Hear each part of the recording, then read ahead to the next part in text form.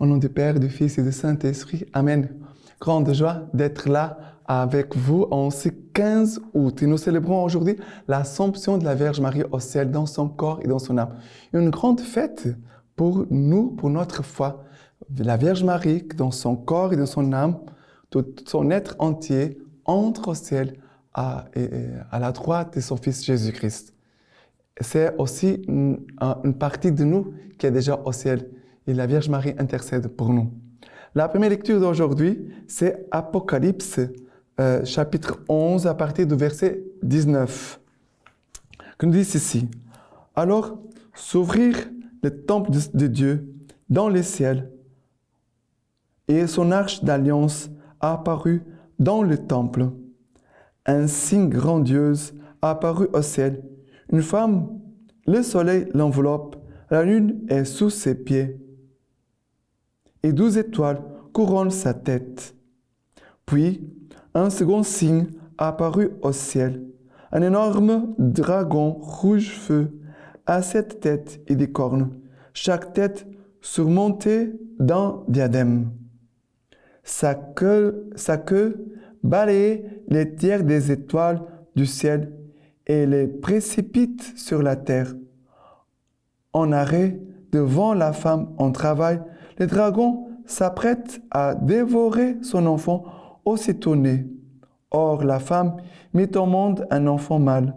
C'est lui qui doit mener toutes les nations avec un sceptre de fer. Et son enfant fut enlevé jusqu'auprès de Dieu et de son trône, tandis que la femme s'enfuyait au désert. Et j'entendis une voix clamer dans le ciel. Désormais, la victoire, la puissance et la royauté sont acquises à notre Dieu et la domination à son Christ, puisqu'on a jeté bas l'accusateur de nos frères. C'est lui qui les accusait jour et nuit devant notre Dieu. Alors, ici, nous parle de ce grand signe, un signe grandiose apparu au ciel. Un signe grandiose. C'est la Vierge Marie. C'est l'image de la Vierge Marie. Comme c'est très important la Vierge Marie pour notre foi et aussi pour le combat spirituel. Quand nous sentons les tentations, les péchés que veut entrer, nous devons invoquer Marie, appeler Marie, regarder Marie. Et même si après il va parler d'un second signe, mais regardez la différence. Un signe grandiose apparu au ciel, une femme. Après il va dire un second signe apparu au ciel. Mais la Vierge Marie, c'est vraiment les grands signes que Dieu donne pour notre temps. Un temps si difficile, compliqué, nous devons vraiment accueillir la Vierge Marie, la prier, la contempler, imiter ses vertus et demander qu'elle aussi vienne vaincre ces dragons rouge-feu, que c'est l'image du démon, qui veut vraiment nous détruire nos âmes et nos vies. Mais il y a aussi une chose très importante, c'est que ces dragons, les démons, ils veulent vraiment nous faire vivre dans l'accusation. Et la parole de Dieu nous dit ceci. La victoire, il dit, j'ai entendu une voix clamer dans le ciel. Désormais, la victoire, la puissance et la royauté sont acquises à notre Dieu et la domination à son Christ, puisqu'on a jeté bas l'accusateur de nos frères. Le démon, il vient comme l'accusateur de nos frères. Et c'est lui qui entre dans une attitude d'accusation et il entre dans cet esprit du démon. Une chose, c'est de dire aux autres, regarde, ça, ce n'est pas bon. Ce n'est pas bon, cela c'est un péché, cela ne plaît pas à Dieu. Une autre chose, c'est l'accusation qui veut le mal de l'autre, qui veut détruire l'autre, qui veut blesser l'image de l'autre. Ça, c'est très grave. Nous devons renoncer à l'accusateur de nos frères pour entrer dans une attitude d'intercession comme la Vierge Marie fait pour nous. Maintenant, le psaume d'aujourd'hui, c'est le psaume 45, à partir du verset 10. Parmi tes bien-aimés sont des filles du roi. À ta droite, une dame sous les ors d'Ophir. Écoute ma fille, regarde et tends l'oreille. Oublie ton peuple et la maison de ton père. Alors le roi désirera ta beauté. Il est ton Seigneur, prosterne-toi devant lui. Ça veut dire, ici c'est la Vierge Marie, cette fille bien-aimée qui a attiré le regard de Dieu, mais elle est la fille bien-aimée qui écoute, qui regarde et qui tend l'oreille vers son Seigneur. Et mettons la Vierge Marie dans cette attention envers le Seigneur. Il écoute du Seigneur. Et après, il continue en disant, parmi joie et liesse, elles entrent au palais du roi. La Vierge Marie, elle nous aide toujours à entrer dans le palais du roi, ça veut dire dans le cœur de Dieu, dans l'intimité de Dieu, dans la parole de Dieu, dans la grâce de Dieu. La Vierge Marie, c'est elle, toujours elle qui nous approche de Dieu, toujours. Et maintenant, la deuxième lecture, c'est 1 Corinthiens, chapitre 15, à partir du verset 20. Mais non, le Christ est ressuscité d'entre les morts, prémisse de ceux qui se sont endormis. Car la mort étant venue par un homme, c'est par un homme aussi qui vient la résurrection des morts. De même, en effet, que tous meurent en Adam, ainsi tous revivront dans le Christ. Mais à chacun à son rang. Comme prémisse le Christ, ensuite ceux qui sont au Christ, alors de son avènement. Puis, ce sera la fin, lorsqu'il remettra la royauté à Dieu, le Père, après avoir détruit toute principauté, domination et puissance. Car il faut qu'il règne jusqu'à ce qu'il ait placé tous ses ennemis sous ses pieds. Le dernier ennemi détruit, c'est la mort, car il a tout mis sous ses pieds. Mais regardez ici, le Christ est ressuscité des morts, prémisse de ceux qui se sont endormis. C'est notre foi. Nous proclamons chaque dimanche, chaque solennité, nous prions les credos. Et notre credo nous dit, je crois au Christ ressuscité, les morts et ressuscité. Et Jésus, ici, par la bouche de Saint Paul, nous dit que tous, ainsi dit, de même en effet, que tous meurent en Adam, aussi tous revivront dans le Christ. Ça veut dire que nous sommes appelés à la résurrection. Et qui dit, comme prémisse le Christ, ensuite ceux qui sont au Christ.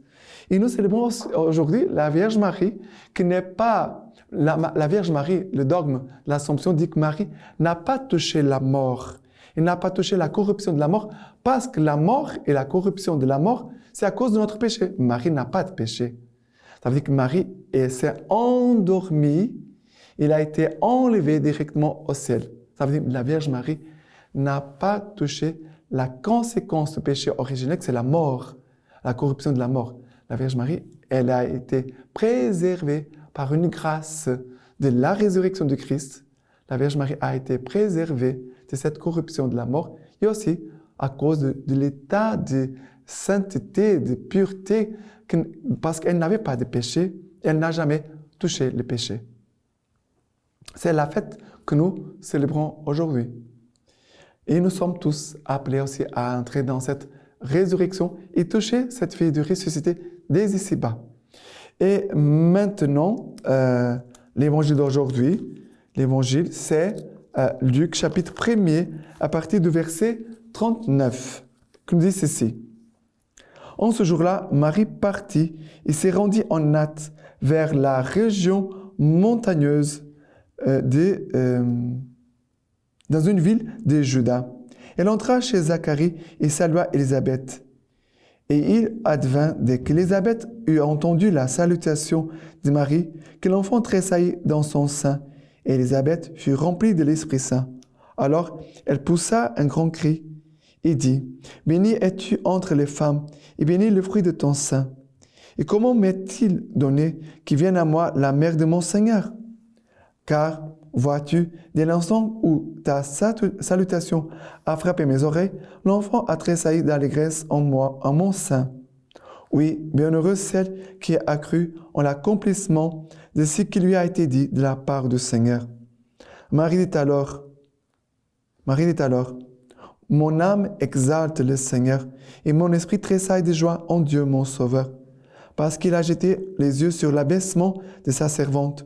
Oui, désormais toutes les générations me diront bienheureuse, car le Tout-Puissant a fait pour moi des grandes choses. Saint est son nom, et sa miséricorde s'étend d'âge en âge sur ceux qui les craignent. Il a déployé la force de son bras. Il a dispersé les hommes au cœur superbe. Il a renversé les potentats de leur trône et élevé les humbles. Il a comblé des biens les affamés et renvoyé les riches les mains vides. Il est venu en aide à Israël, son serviteur, se souvenant de sa miséricorde, son nom qu'il avait annoncé à nos pères, en faveur d'Abraham et de sa postérité à jamais. Marie demeura avec elle environ 3 mois, puis elle s'en retourna chez elle. Mais ce qui me touche ici, c'est Marie, c'est cette femme, comme dit sa cousine Élisabeth, qui nous dit, oui, bienheureuse celle qui a cru en l'accomplissement de ce qui lui a été dit de la part du Seigneur. Quand nous voyons la Vierge Marie qui monte au ciel dans son corps et dans son âme, nous voyons cette parole que la Vierge Marie a toujours accueilli, le Verbe. La Vierge Marie, c'est la femme de la parole. Et c'est la parole de Dieu qui a gardé toujours la Vierge Marie, qui l'a toujours conduit, qui l'a toujours soutenu. C'est la parole de Dieu, toujours. Marie, c'est la femme de la parole, la femme qui prie la parole, qui garde la parole, qui fait mémoire de la parole, qui fait des actes de foi dans la parole. D'accord? C'est très important de voir Marie comme la femme qui garde la parole de Dieu et qui nous aide aussi à garder la parole de Dieu. Et c'est cette parole qu'un jour nous introduira dans le ciel, dans la vie éternelle, dans la vie du ressuscité. Et c'est pour cela que nous chantons le Magnificat, nous voyons les contrastes, les riches, les pauvres, les affamés, les riches. Voilà, c'est contre les puissants, les humbles, pour nous dire que c'est la parole de Dieu qui va faire cette œuvre en chacun de nous et que nous conduira toujours vers Dieu dans cette union au Christ. Voilà que nous voyons Marie, la femme de la parole, mais aussi la femme de l'amour concret, incarné, qui se met au service des autres. Maintenant, la lecture patristique d'aujourd'hui. Constitution apostolique du Pie XII. Cette fête ne rappelle pas seulement le corps inanimé de la Vierge Marie, que le corps inanimé de la Vierge Marie n'a subi aucune corruption, mais aussi qu'elle a triomphé de la mort et qu'elle a été glorifiée dans le ciel, à l'exemple de son Fils unique Jésus-Christ.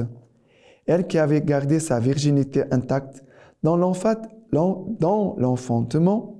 il fallait qu'elle garde son corps, même après la mort, exempte de toute corruption.